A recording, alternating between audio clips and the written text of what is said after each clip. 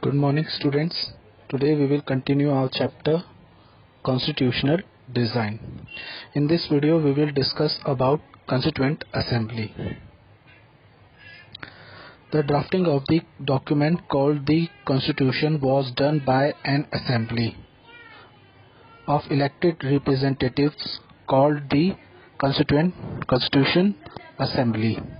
Elections to the Constituent Assembly held in July 1946. The country was divided into India and Pakistan, and the Constituent Assembly was also divided into the Constituent Assembly of India and the Pakistan.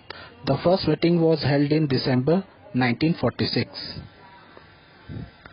The Indian Constitution Assembly that wrote the Constitution had 299 members. Dr. B.R. Ambedkar was appointed as the chairman of the drafting committee.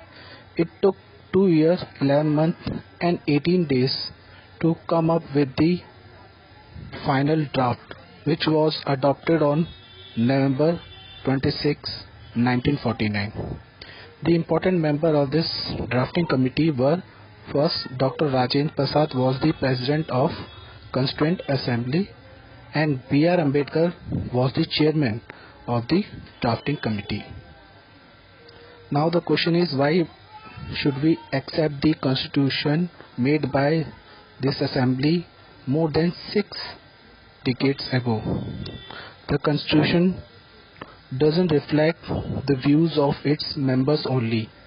It expresses the broad consensus of its time.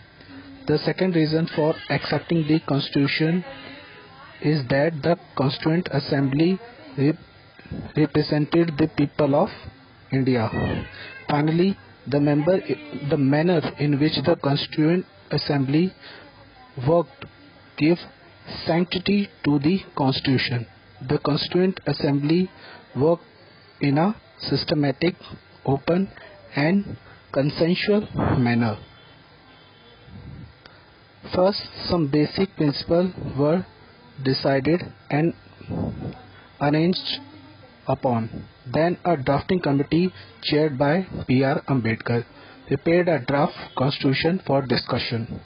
Several rounds of thorough discussion took place on the draft constitution, clause by clause. More than 200 amendments were considered. Amendments means provision are made to incorporate changes from time to time in our constitution. Every document was presented and every word spoken in the Constituent Assembly has been recorded and preserved. These are called Constituent Assembly debates.